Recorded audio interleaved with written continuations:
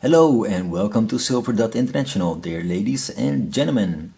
Today I'm going to do a first silver unboxing, which I wanted to share with you out there in the silver community.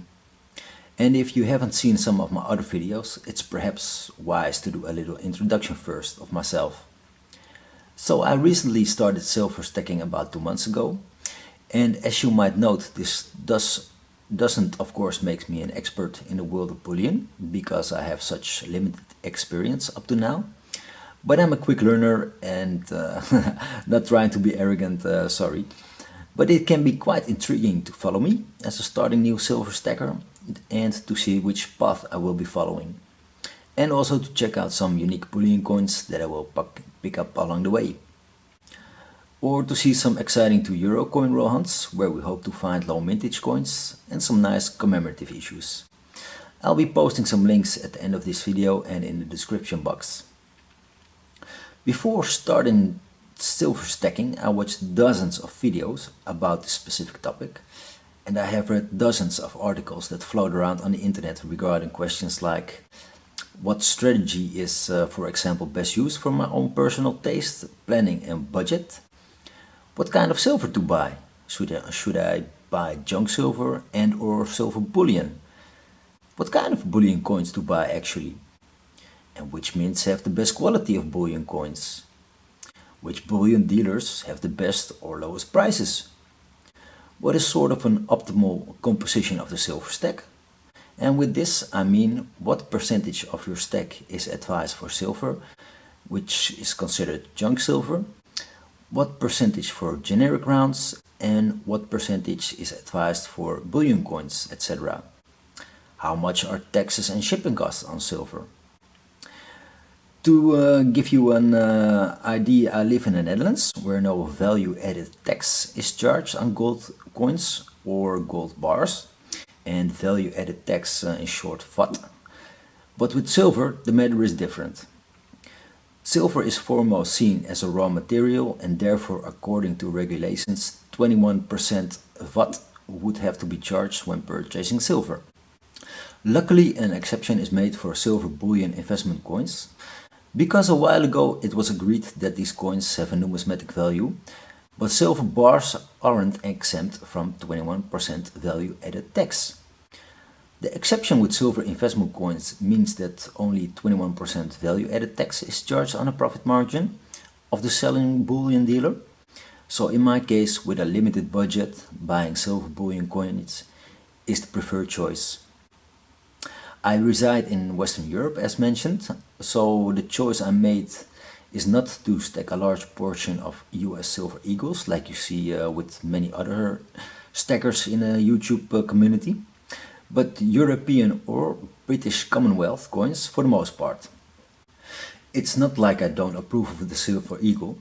I think the design is marvelous actually, and I already have a few silver eagles in my stack. And I'm aware that the silver eagle is one of the most recognized and liquid bullion coins out there in the world, but it's just a personal choice. If a good deal might appear, however, at one of my domestic bullion dealers, in regards to silver eagles, let's say for example circulated eagles, bought from a private client or something like that, or silver eagles with milk spots, scratches and dents, the circulated ones, and they are on sale for almost spot, I of course would pick some of them up. Because one of the things you should do is to get as much silver as possible for the money you are spending on it. In the beginning then, of course, to build a solid foundation with your silver stack. If you're lucky at a spot or a couple percent over spot. I'm a working class person and I'm lucky to have what is considered a medium income. I've decided for myself that I can spend or set aside each month about 100 to 200 euros on silver, which is about 111 to 222 US dollars. So at the end of 1 year silver stacking, it should be possible for me to personally own between $1,000 and $2,000 worth of silver. My first silver purchase was actually a good example of how not to start silver stacking on a limited budget.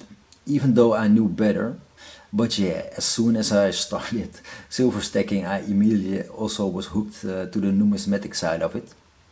The very first silver purchase I made 2 months ago costed me about 160, and that would be 177 US dollars.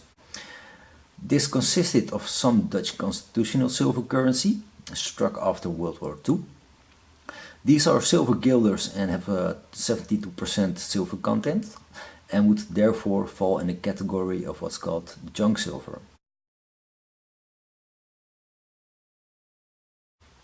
For US residents, that would mean silver dollars, quarters, dimes, etc. So wherever you live, when starting silver stacking, make sure a part of your stack is made up of your own silver currency that once was used or perhaps still in use. And that junk silver part in the first purchase I made 2 months ago costed about $15. I also got one 2019 Canadian Maple Leaf, which was about 19.5 US dollars. And until so far, I'm doing all right, in the first purchase, as you might say, as a starting silver stacker. But then come the last two coins I purchased, and the first one was an 2017 Dutch Lion Dollar restrike with a mintage of 5,000 pieces.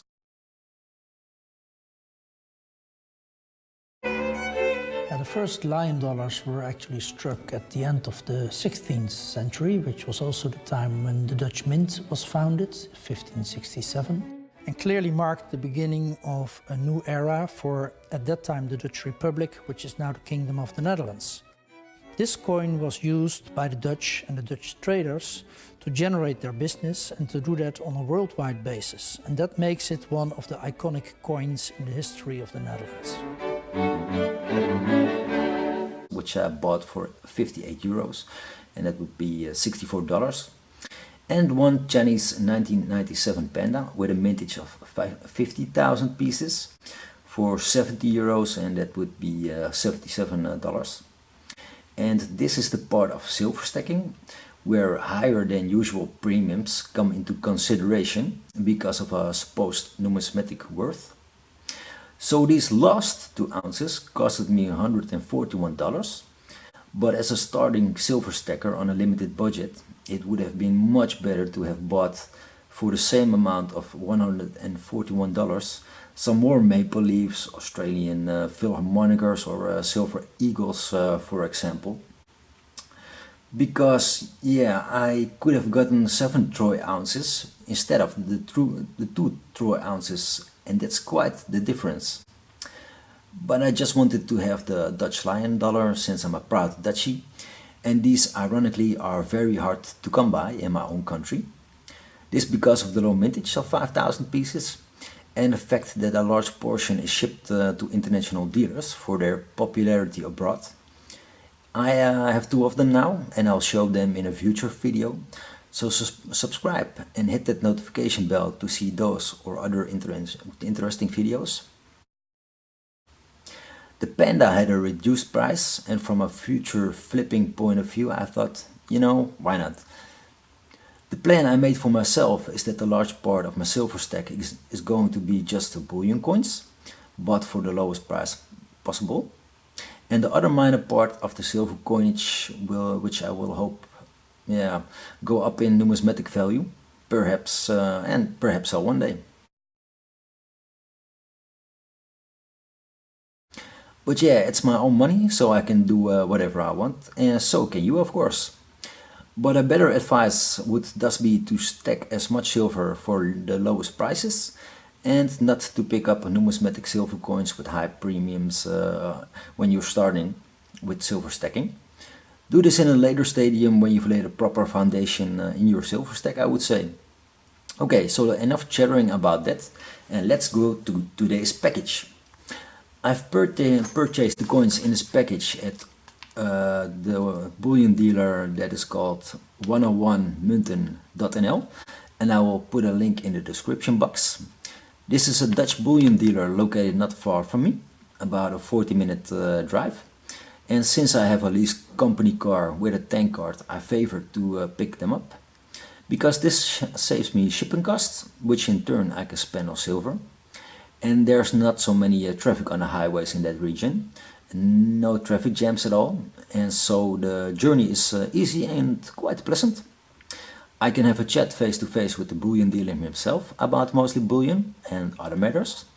And at the same moment I get the silver coins handed over from the bullion dealer, I can inspect them right away, at that spot with him standing next to me. And if I can accept the coins, yes or no, for whatever reason. For example, there, in my opinion, there may be something wrong with the quality or something like that. And I'm not sponsored by these guys, but I like them already, since they're located very close to me and I can pick them up, saving shipping costs. And they have a large product range with the silver coins, and mostly always in stock, so you don't have to wait weeks for your order, what is an advantage, of course.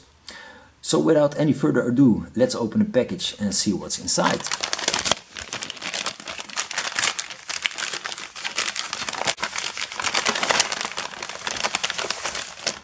Alright, first we have an Armenian Noah's Ark, and the design I find quite beautiful, to be honest.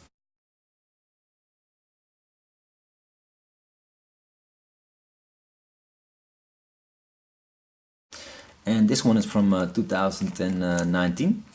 So we have one Armenian Ark from 2019. It's 1 ounce, by the way. We have another Armenian Noah's Ark, 2019, also a 1 ouncer. We've got another Armenian Ark, a 1 ouncer.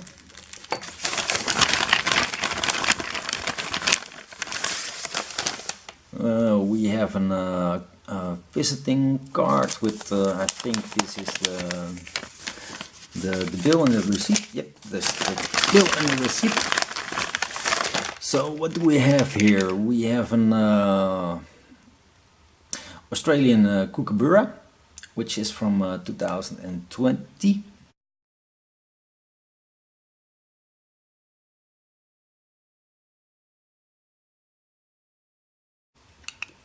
In the capsule, that's one. We have another kookaburra, and this is 2019 version.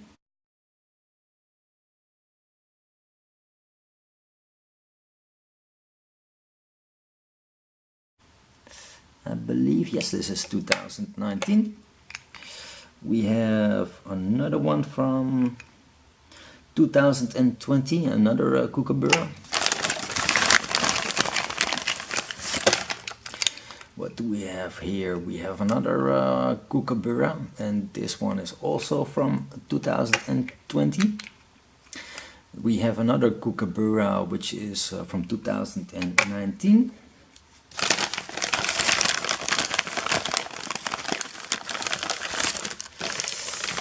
And last but not least, we have two silver, let's see, what are those? Two silver Britannias from 2020.